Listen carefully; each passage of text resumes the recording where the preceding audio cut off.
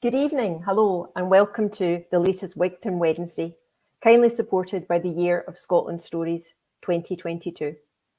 My name is Karen Campbell. I'm a writer based in Galloway, and it's my great pleasure to be chairing Louise Welsh this evening.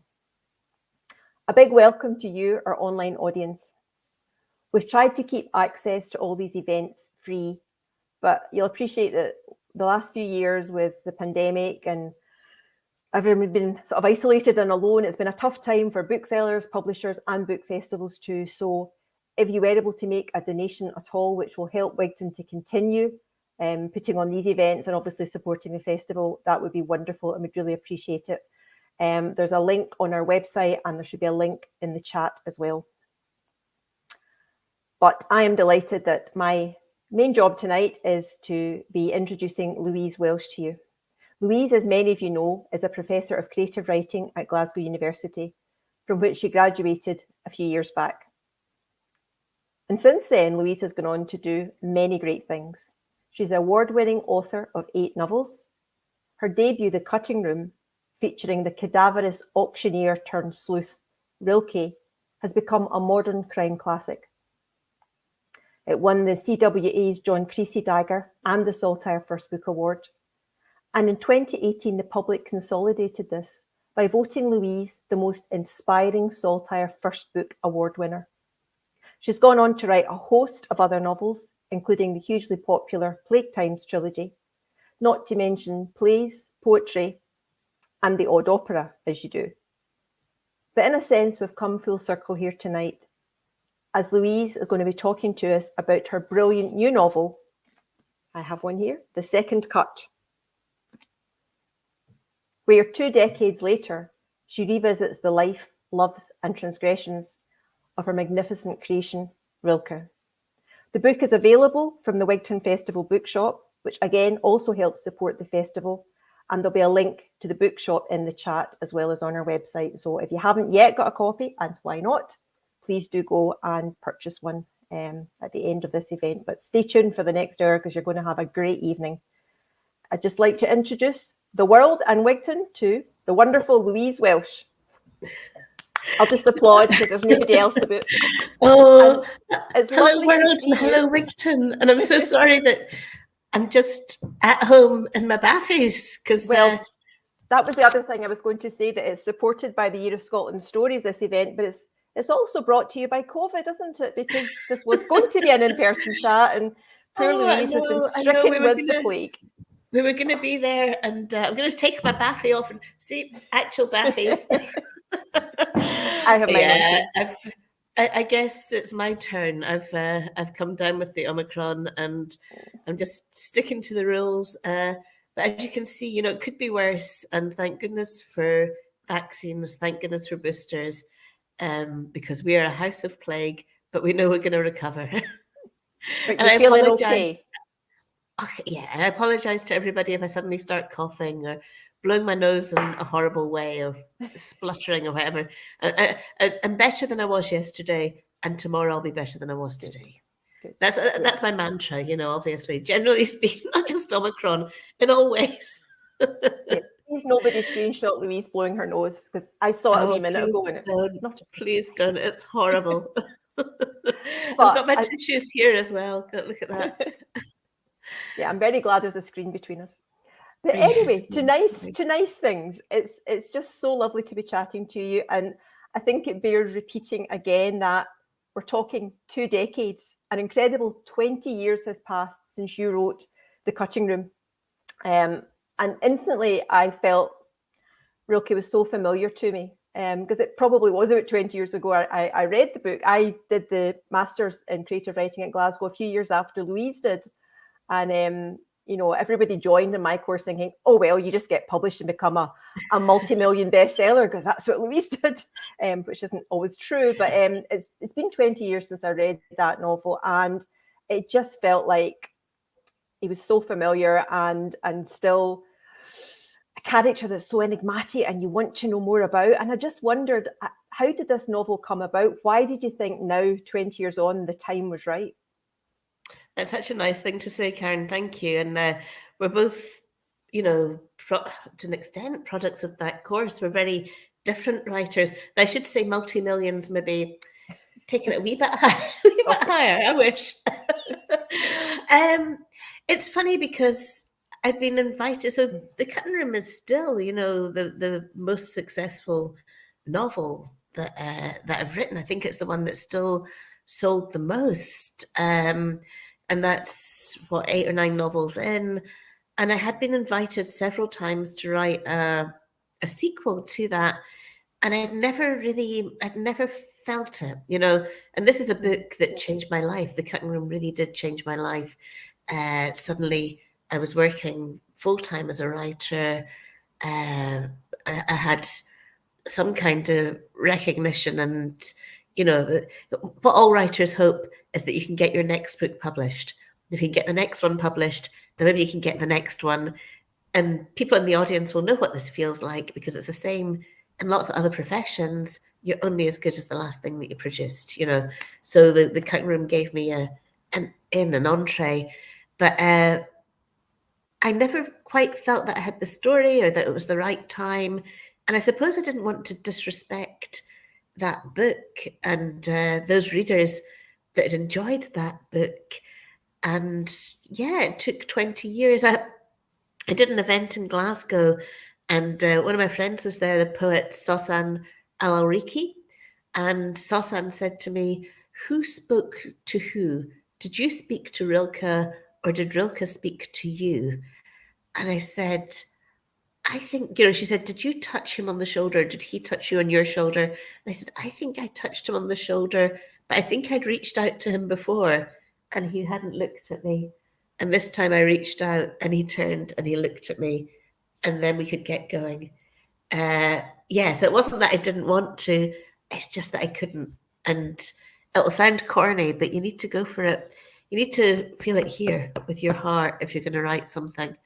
And how did it feel then? I mean, that gives me a wee bit of a shiver, just that, idea that he's there waiting. And it's almost like a ghost haunting you, isn't it? That as a writer, there's something you just haven't quite laid to rest. Because, when you finish a novel, there's that sense of, it's done.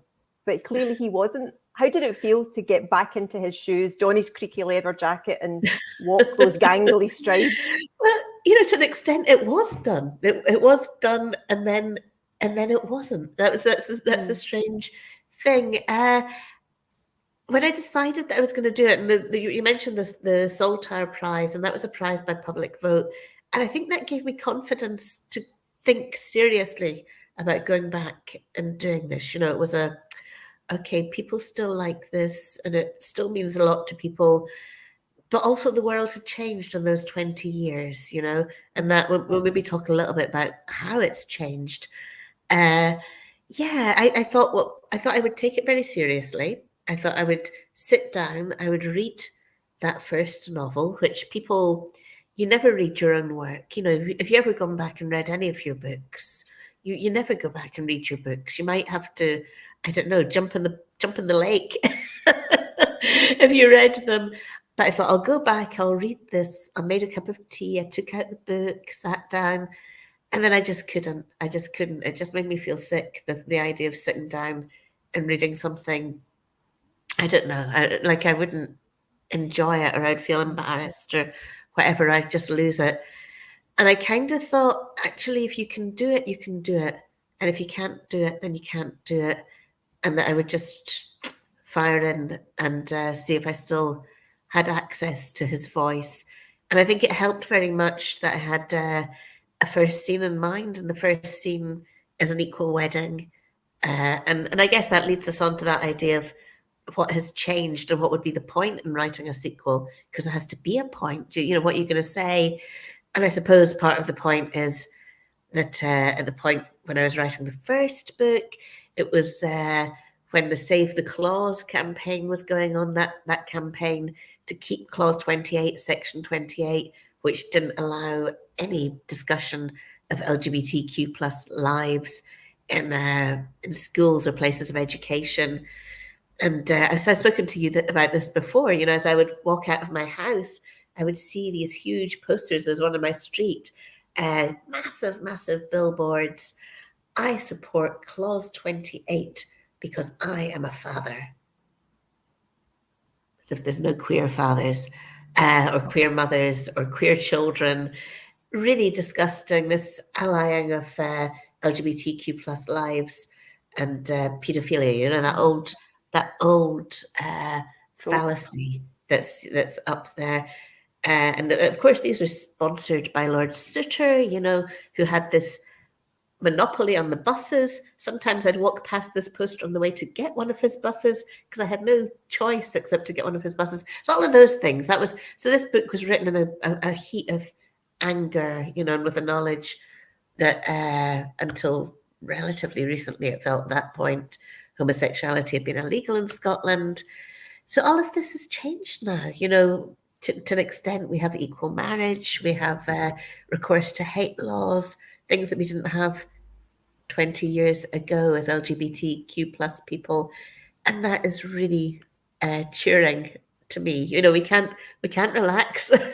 You never know when something's going to reach out and grab you. And we can see that the some of the laws that the government's putting forward in terms of protest, in terms of teaching empire, in terms of, you know, how to teach history or Black Lives Matter to school children, those to me have echoes of Section 28 as well. So we can't relax. But things have changed, attitudes have changed. Everybody knows somebody who's openly queer, I would say. They always did know someone that was queer. It was just that they couldn't, you know, they might not have known that they knew. Yeah. Yeah. I can feel myself rambling now. I can feel the COVID brain reaching out. Look how big my hand is. Extreme close up. No, I thought that was really interesting and powerful that you chose to put an afterword in the second cut, and it was doing exactly that. It was an essay, and it was very impassioned, and it was exactly about the sort of white hot heat of rage that you wrote your first novel in. And you know, you didn't need to do that for the story to stand alone, but I thought that was a really interesting and brave thing to do, just to contextualize it. And it was almost like a historical, you were telling the history of that first book, and it makes it, I mean, it's an important novel anyway, but I think it really crystallized for me. Because very rarely does a reader get to understand a writer's motivations behind a novel. Oh, thanks, Karen. And I guess also, you know, you'll know this yourself, that sometimes you're writing things and you don't quite have that clarity of understanding about what's prompted you to write it. And I think from 20 years standing back, I perhaps have a better image of why I was writing that. But yeah, you're right. There was anger there, and the anger's not gone. You know, the anger is redirected. I think anger is a powerful thing. You know, anger's we're angry about the whole country is angry and should be angry about all sorts of things. You know, we turn on our news and we're seeing these horrible, horrible things happening across the world. And what prompts you to do something? Often it's anger. You know, anger and compassion, anger and love. They can sit together, actually. Yeah, no, I agree, absolutely. There's that energy that makes you want to sit down and write the first 30,000, then another 30,000, another 30,000. Often it does come from a place of something should be done, or this needs to be articulated. So I need to get this out. And then, of course, you need there's maybe that passion that keeps you going when you get to the difficult bit that we always get to. There's with every book. I don't know if you have this. With every book, there's a point where you hit a wall, and if you didn't feel passionately, the muddle in the middle, Alex Gray calls it, which I think is fantastic. And if you didn't have that passion, you might just think, there's a beautiful world out there. Let's just go for a walk in the park, and let's not bother about any of this sitting at your desk nonsense. So the anger and the passion can get you through that. So in terms of the actual story itself, the second cut, I think we should probably move on to that instead of just writing the world's wrongs by the writerly power of writing, which we all think we do. But in this novel, we're not actually seeing Rilke 20 years on, albeit it's 20 years in our time. But I've heard you explain this before. It's actually only a few years in Rilke time. Is that correct? Well, it's a double, you know, I don't know if there's any physicists watching this, and maybe they could explain it to us, but time moves in a strange way in this book. So time has moved on, so it's 20 years hence, but like me, Rilke has got no older. So I think so I think when I wrote this book, I was 20 years younger than I am now. I can't remember, I think I made him 45 or something. And I thought, oh, that's a hell of an old. So now I'm older than Rilke was back then, but he is now only 2 years older than he was. So he's now younger than me, although it's very strange. But so he has a consciousness of what's gone hence, but he's in terms of the character, no, he's no older. No. So But we meet him. the time is now. The time is 2002. It's actually February 2002 within the novel, so soon it'll be in the past. Just messing with your head, folks. It's really, it's what do they say? It's twisting my melon, man. We will be singing later. Stay tuned, people. Yeah. So the story begins that Rilke is still working in the Bowery Auctions. He's still, his boss is the very glamorous and very sharp Rose. He's been trying to stay out of trouble, but I don't know if Rilke ever could completely do that. He sort of walks a moral tightrope, it seems to me sometimes.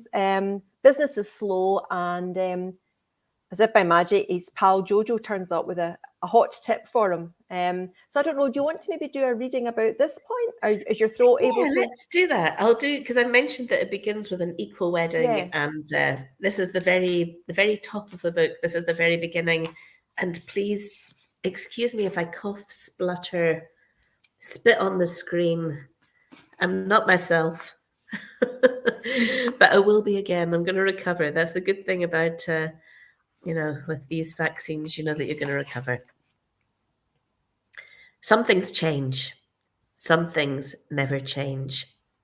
The grooms were about to cut the cake when I caught sight of Jojo lurching through the wedding guests, a bashed-up puppet on badly mended strings, head nodding, knees loose. I raised my third glass of fizz to my lips and kept my eyes on the grooms, hoping Jojo would take the hint and piss off. But there was no escaping Jojo. He waved a hand and made a beeline for me with an urgency that suggested the streets beyond the Glasgow Art Club were teeming with military insurgents or zombies on a spree. Jojo was out of breath and wheezing whiskey by the time he got to my side. He put a hand on my shoulder. Christ! Excuse me. There should be a limit on how many tartans are allowed in one room. The two bobbies had gone for a traditional theme. The art club looked like a boozy gathering of clan prodigals made good, an oversweet whiskey liqueur advert of plaid and heather, gillibrugs and fluffed-up sporrans. Bobby McAndrew had gone full Bonnie Prince Charlie with a lace jabot and cuffs. Bobby Burns had settled on a bow tie and the same tartan as his kilt. I was in no position to judge. The Bobbies had been good to me. I was showing my respect by wearing a Harris tweed jacket and black watch trued. Glad to see you're doing your bit for sobriety. Jojo was a tartan-free zone. He was wearing a rumpled black suit over a white shirt. His funeral tie was loosely knotted around his neck. It might have been part of a Reservoir Dogs style decision, or the only tie he could find. Or maybe it was his own funeral Jojo was anticipating. His skin was grey, the bags under his eyes a blue-black cascade. Jojo propped himself against the wall, sending an oil painting skew whiff.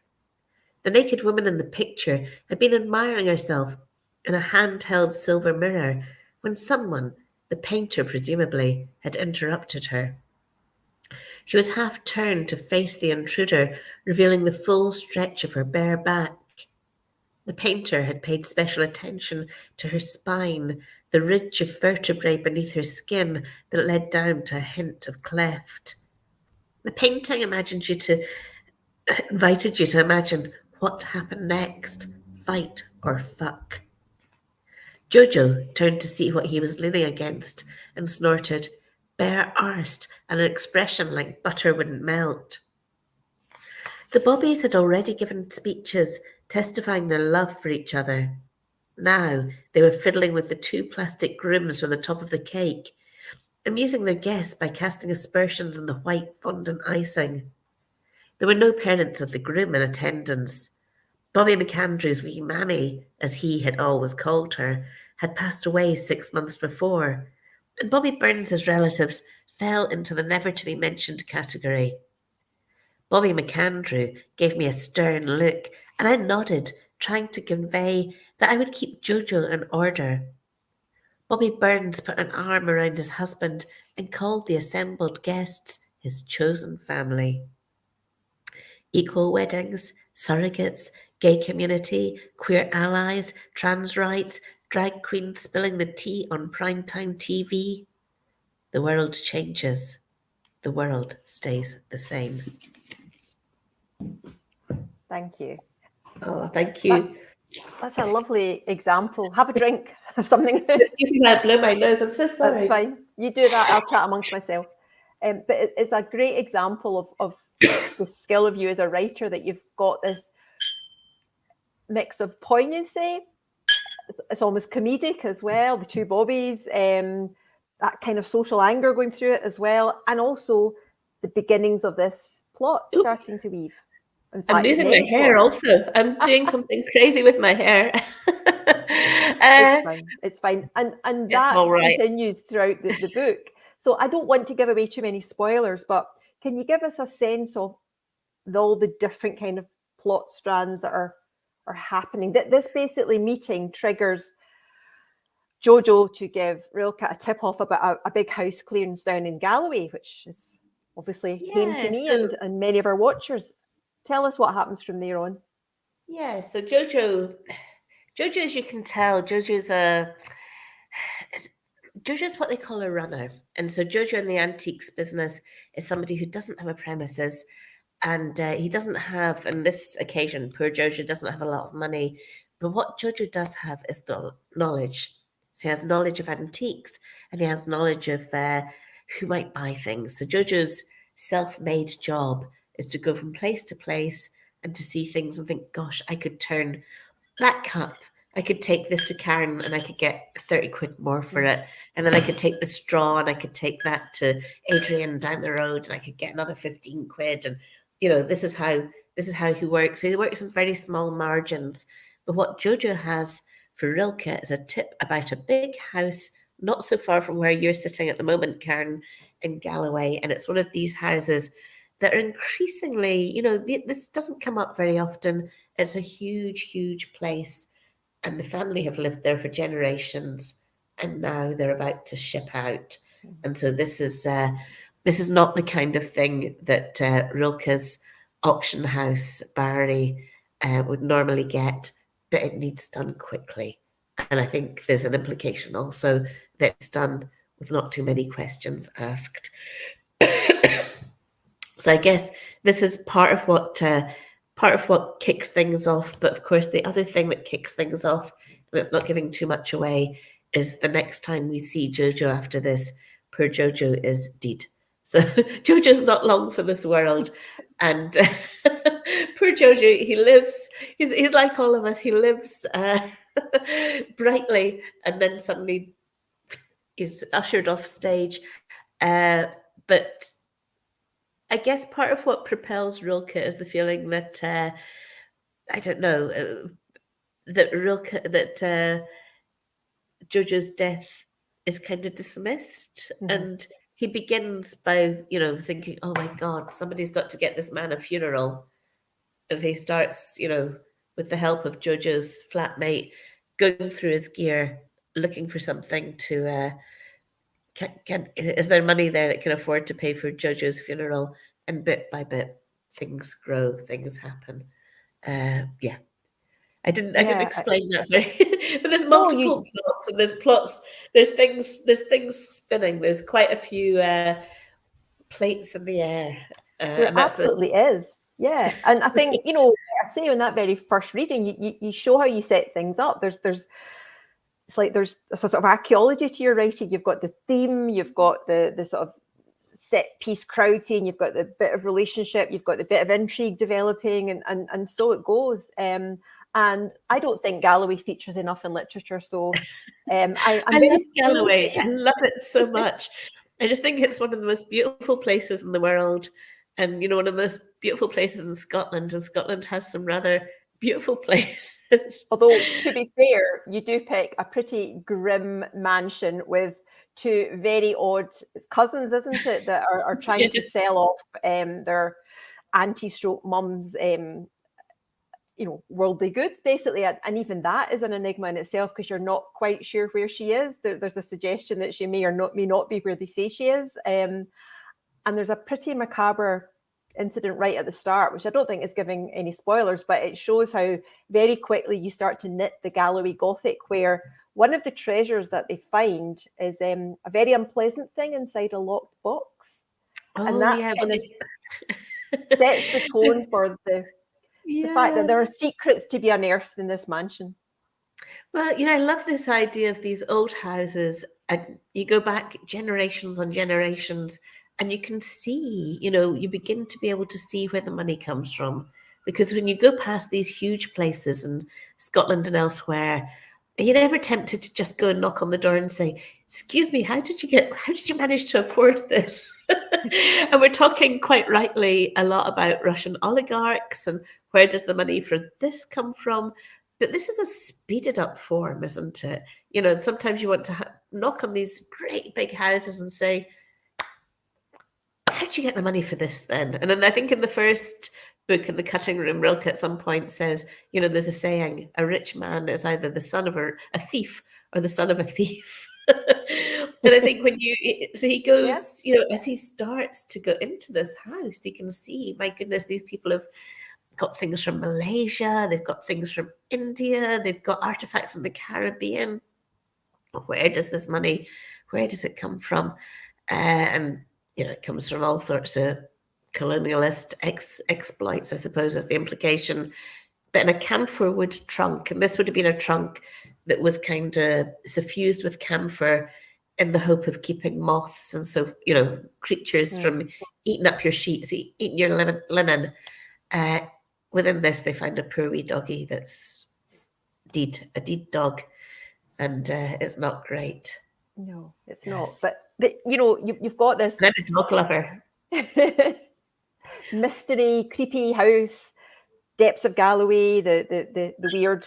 They're not twins, but they're kind of very similar to cousins, and then you juxtapose that with the sort of dark underbelly of Glasgow, and it's very raw and very modern there, because you touch on, well, you mentioned sort of things like Grindr and Uber and gentrification, and Dungavel's mentioned, and I have to say, even to a Wigtown audience, there's quite a lot of sex as well. The whole sort of underbelly of that, the darkness, I guess, that a city can contain. So you're flitting between those two worlds, and Rilke is a sort of conduit between the two of them, and trouble sort of follows him wherever he goes. Yeah, and I guess because you're right, I love the Gothic. I really love the Gothic. And I guess Gothic relies on a mixture of light and shade. So there's a lot of humor. And I guess also, there's nothing intrinsically wrong with Grindr, Tinder, whatever your dating app of choice is. And yet, of course, we know there's potential. There's potential for people misusing these things as well. So Rilke's, he's a modern man, and he's embraced the internet as we all have. But you're right, there's that idea, I suppose, of within the city, and any city, in Glasgow, Edinburgh, wherever, being no exception, you can get what you want if you know where to look and you know what you want. You can probably get it. Bigger world cities, you might have more choice, but you can get what you want in these places. And I suppose also the book is seen through Rilke's eyes, and he just hates the countryside. I like going to the countryside. We've got a caravan in South Ayrshire, not so far from Galloway. an easy drive. But he hates it. He can't stand it. He feels that he sticks out too much. He feels under surveillance, and not in a paranoid way. He's probably right. People do mark him. So yeah, I like that contrast between the city where he feels quite comfortable, even sometimes in uncomfortable situations, and the countryside where he's much more, I think that's much less true. comfortable. You can be anonymous in a city a lot more easily than you can in a small sort of rural, where there's not many people, and it's like there'll be strangers. You do stick out, and Rilke certainly is a very distinctive person. But what I like about both of those environments, you go beyond the superficial as well. You look at you look at rural poverty, which people don't tend to think of so much, but you look at, there's again, I don't want to give any spoilers, but the suggestion that perhaps there's really nefarious and cruel things happening round about where the house is, which again does happen in rural places, but you tend not to think about it. And when you're in the Glasgow element, you look really closely. You don't let us look away from the harsh realities of things like homelessness, because Jojo was found dead on the streets. There's the sort of inference from the police that he's maybe just a junkie or homeless or whatever. But you actually have this really poignant scene with a couple of homeless people who may or may not have seen something. And that was really sensitively done. They're not just there for, stock characters. These are real people. Yeah, thanks for saying that. And I think, the city's just such a, I don't know, I was thinking when you said about the anonymity of the city, I think that's true. And yet I think actually we're all part of communities as well, aren't we? And I was smiling in a book signing I did. Somebody said, "Oh yeah, I just live around the corner from you," and I was like, "I don't know who you are, but you know where I live." And that's often how it works as well, isn't it? We're part of wider communities, but yeah, rural poverty. We know that within our country there are people with second and third homes, and people who live within, communities living in caravans. And you think, well, actually, shouldn't it be the other way around? Shouldn't the people that are just coming for a weekend, couldn't you have a caravan and the other people have the house? Wouldn't that work better? You can still enjoy the outdoors. So yeah, I'm rambling again. No, you're not. You're not at all. This is your hour in which to ramble. This is your event. I think I often wondered with Rilke. I wouldn't say he's got a heart of gold, but he has got a deep moral compass. I mean, I can't find the line that I saw. Where was it? It's something about he hates lawbreakers. No, I can't find it. It may come back to me later on. I think it's something like maybe he doesn't mind people breaking the law, but he doesn't like cruelty. And it's the idea of cruelty that, whereas there are laws, what was that song? There used to be a song, Breaking the Law Every Day. I can't remember the guy that sang it. But this idea, you may have the most respectable person, somebody who thinks that they're really respectable, and yet they speed on the motorway. And they will tell us it's actually fine. It's absolutely fine because I am a very good driver and I drive a very good car, and it doesn't matter if I speed. And I might say that, apart from cooking, is the one thing that you do that might kill somebody. Why do you think that's okay? Why do you think that's all right? But somebody smoking a joint, that's not okay. So we choose the laws to an extent that we break, and that might be arbitrary, it might be class, it might be whatever, I think with Rilke, there's an essential kernel of kindness. I think he wants to be alone a lot of the time, and maybe that's partly a protective shield. It's not that he doesn't want humanity. He's got friends, he's got a life, but he's a kind of lone wolf. But there's lots of times in this book that he acts in a way that he doesn't have to. Yeah, but there's a moral imperative there. Yes, and I think that thing about cruelty, that thing about empathy. I think he's an empathetic person, and I think there's also something about being a salesman. And I think my dad was a salesman, and I think my dad would always say, in order to sell something, you'd have to believe in it. And I said, but you've got all this stuff that you're always telling me is rubbish. And he's like, yeah, but I don't sell that. I show people that. I sell them the things that I think are good. And I think Rilke's got that as well. He's got this connection, and he can sell, and he's an observer, and he can sort of see to an extent what you might need, and he might be able to get that for you, or might not. Yeah, I think there's a kindness and an empathy there, and a sense of natural justice, which is not always the same as justice from the law, because as we know, legal justice often lets people down.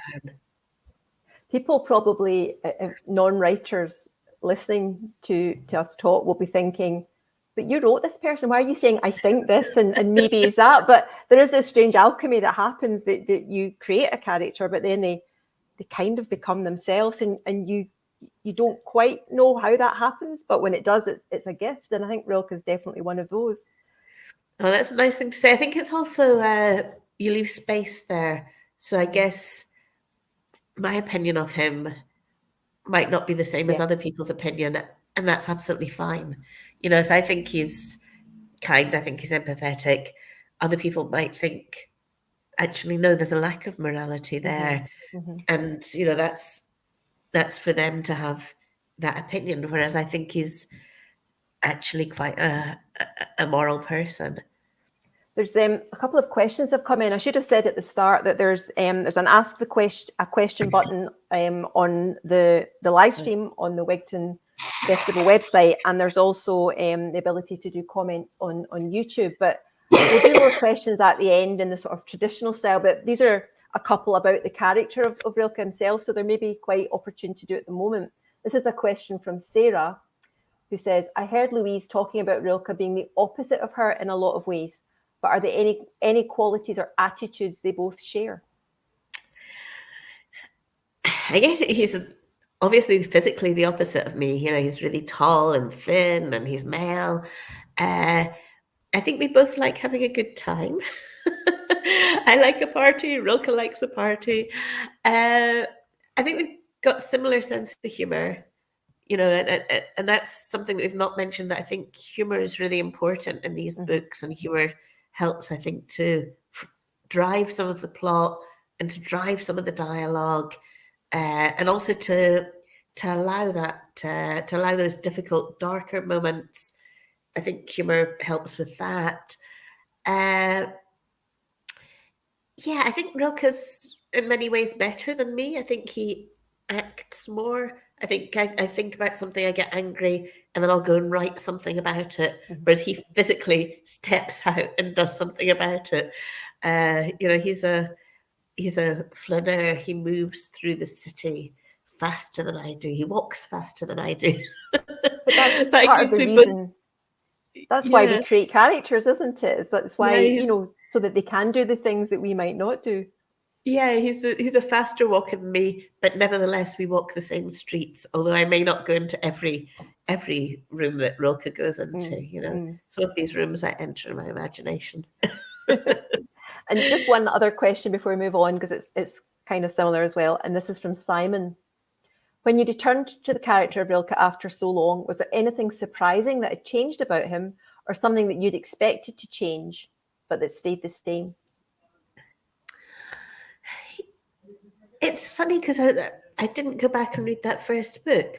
And so I think it might be a question for readers that had read that first novel again. Because in my mind, I think the voice chimes pretty much with the voice of the past. I think he might be a little kinder, but I don't know. I don't know if I'm just projecting that. He might be a tiny bit kinder than he was previously. But yeah, I'm not sure. No, it might also be because we know him more. He's a book in, isn't he? So the Yeah. readers aren't coming to him as a new creation, that they know his hinterland, and they know a bit more about what makes him tick, perhaps. So he's still not kinder. somebody. Yes, although I've started with this image of an equal wedding, he's still someone that's not going to go along that line. He's not going to have a, permanent significant other. He's not going to have this long love affair. And I guess that was part of the reason also that I wanted to start with this people that have been together for 20 years or so, cementing, not everybody has to do this. You don't have to get married. You don't have to get civil partnered. But I thought I wanted to show people that had been together for a long time, and also to dispense with that idea that LGBTQ plus relationships might be transitory, because Rilke's always will be transitory, but not everybody else's will. So there are ways that he hasn't changed, but the world has changed. Yeah, there's quite a lot of, I say, melancholy attached to Rilke. And there was a line that really struck me near the end of the book, when he talks about how he's embraced his inner freak, but he can still remember the days when even a look in the wrong direction would earn you a kicking or worse. And he says, my stock of nostalgia was small, but my sexuality was formed back then. And whatever app I used, I'd never quite managed to disentangle sex and danger. And I found that quite shocking, but moving as well. That's him. That's how he's been formed. Sex and danger are good friends, Eros and Thanatos. And I guess, Rilke, as he says, the stock is not nostalgic for these days, but perhaps a frisson of danger allied to, a lot of us have this, a night out, a messy night out. It can be quite an enjoyable night out, but Rilke's might be a bit messier than most of us. And that idea of embracing the inner freak, I guess he's not going for the heteronormative lifestyle. And I guess that idea of a freak, coming from that time when everybody told you that you were a freak, that you were disgusting, that this was against law and church, then people sometimes did stand up and say, you know what, here it is, take it. Yeah. And there's a real bravery that I admire in that attitude. Talking of bravery, I think it's worth probably going back again to where we started before we go into more questions, that your novel was voted, an influential piece of work, and the sort of instant success you had with it. That's quite maybe not a weight to carry, but it's to begin your writing career with that is quite something.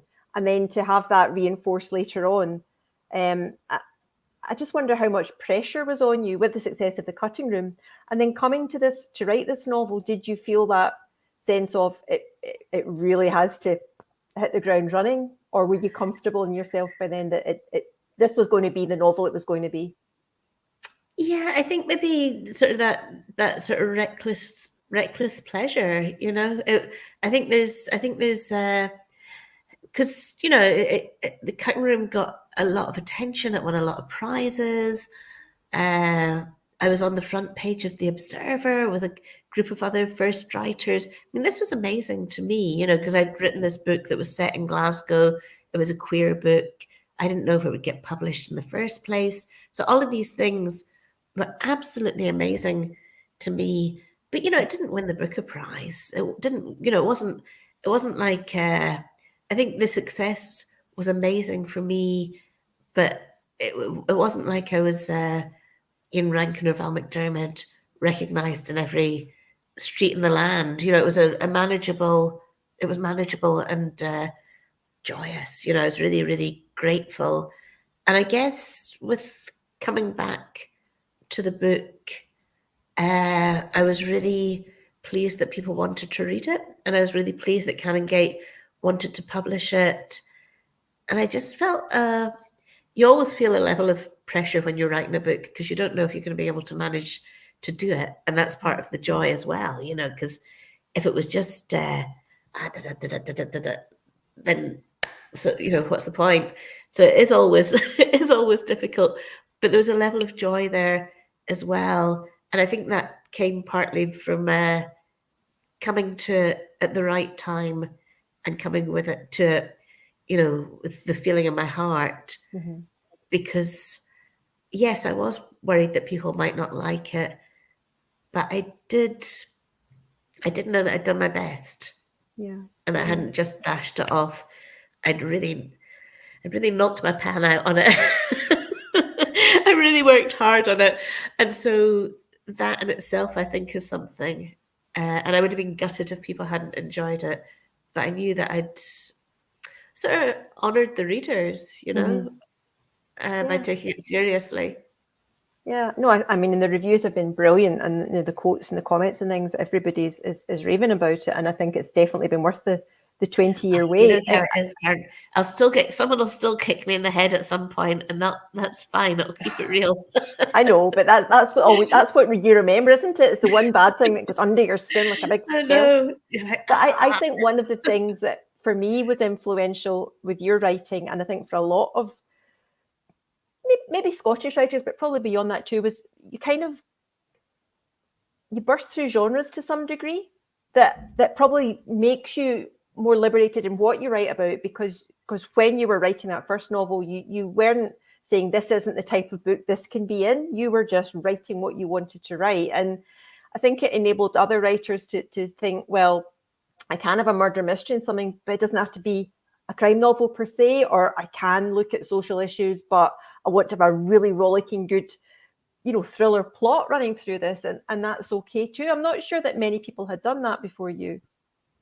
Oh, I think you're being too kind, really. I think you're really, I think you're being too kind to me, because I think the idea of social realism and that kind of exaggeration, it is. I think it's something that's in Scottish literature.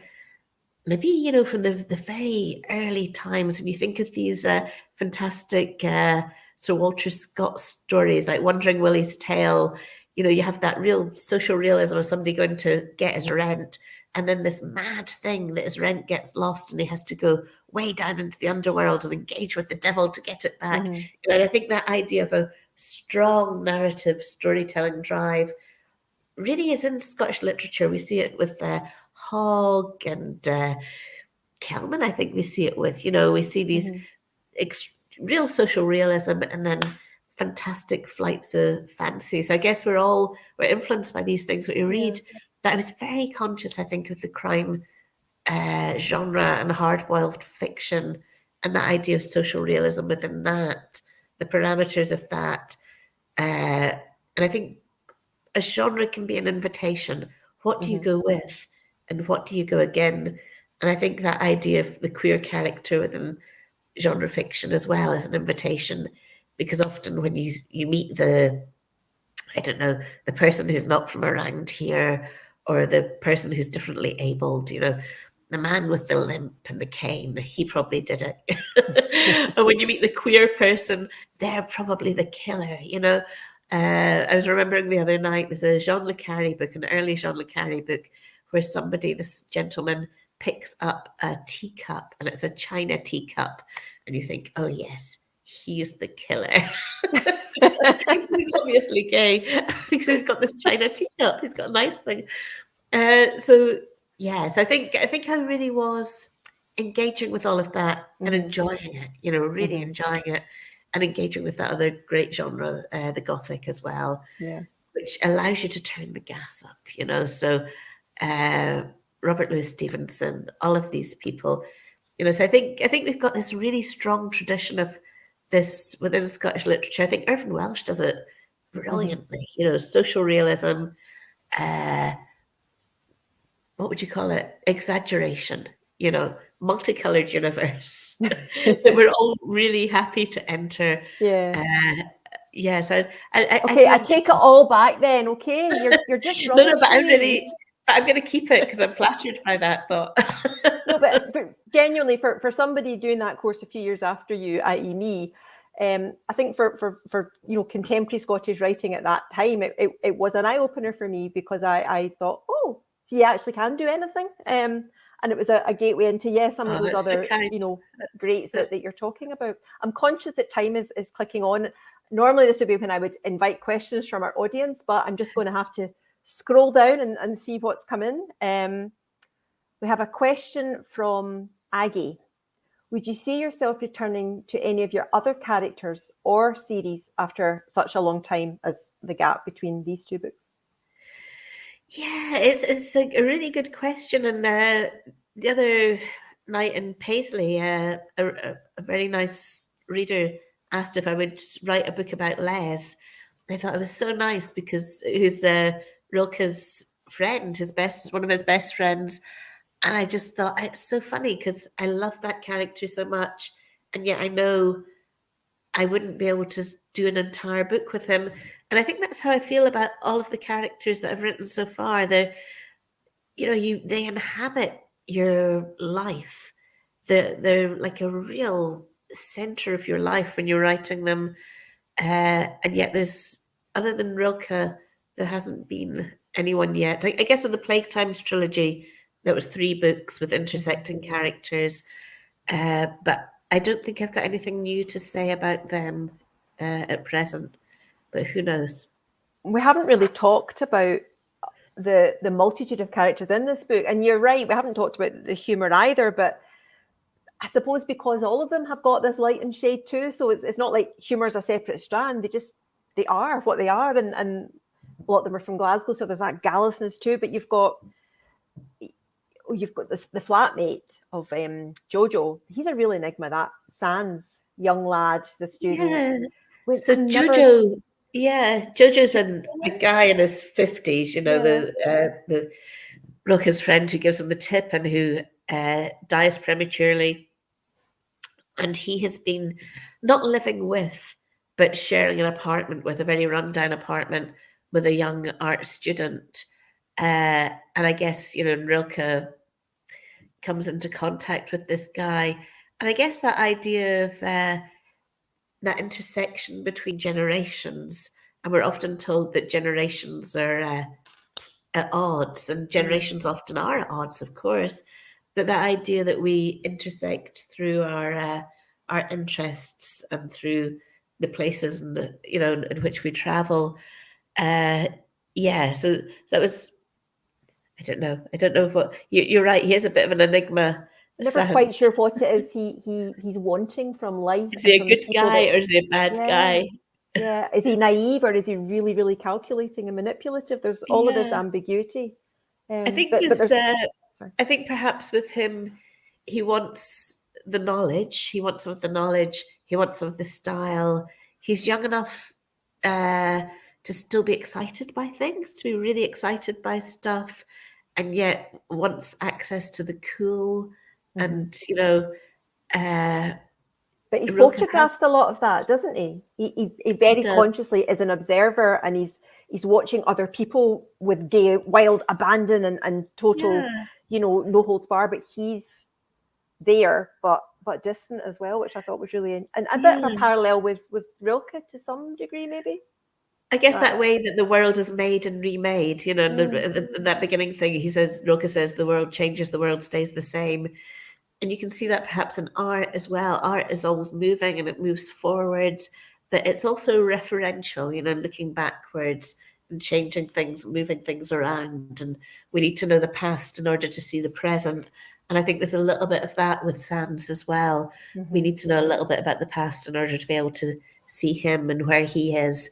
And yet he's not at a point where he can look back yet because he's very young. So it's maybe that that aspect of time as well. And there's a lot of dress up in this book. Yeah, a lot of people. A lot of what, sorry? Dress up, people wearing clothes and costumes, and that love of fabric, that love of clothes, which you wouldn't guess at seeing me here in my at-home outfit, but I also enjoy clothes. There's another couple of characters that I just want to mention briefly that I loved. And again, they're sort of minor characters, but they're fully rounded and not all good, not all bad.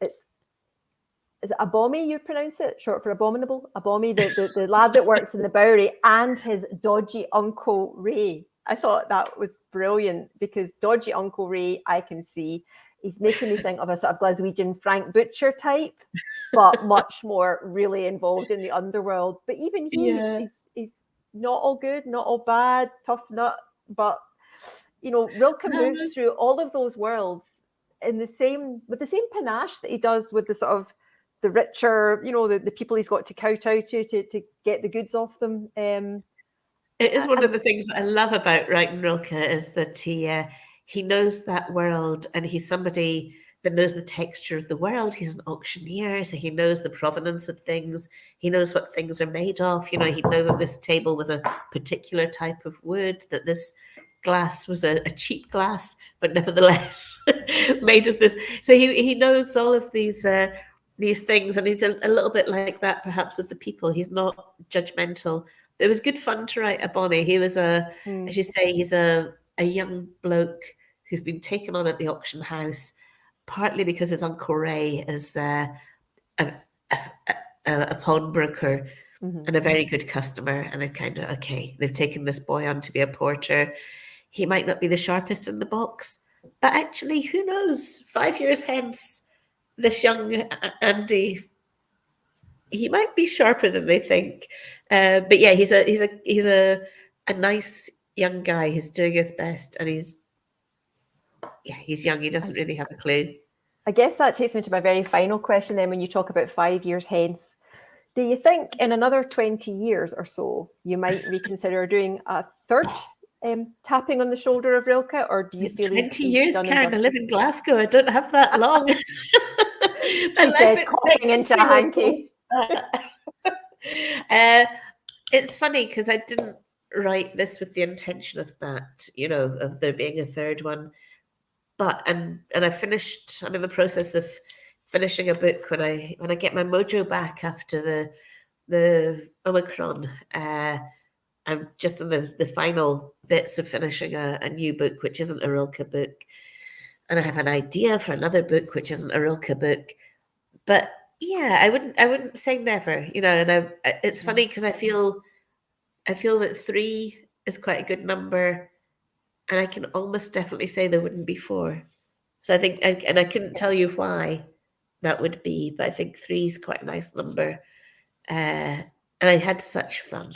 I had a good time, despite it being graft and all of these things. I really did enjoy doing it. And I've enjoyed the response that it's got. It's had such a warm and kind, response. So yeah, if I reached out and touched Rilke on the shoulder and he looked at me again, then I would do it. But it has to work. You have to look you right in the eyes. Well, that's good to know. That's good to know. Remember, you heard it here at Wigtown, folks. I'm afraid time is against us and our hour is almost up. Just to say that the next Wigtown Wednesday will be on March the 16th, where I'll be back talking to Claire Hunter about a really incredible book about Mary Queen of Scots, but it's about her embroidery and the textiles that she left behind. And before that, next week, there's the online Big Bang Festival, which is a celebration of dark skies, astronomy and writing. All details of both those events are online.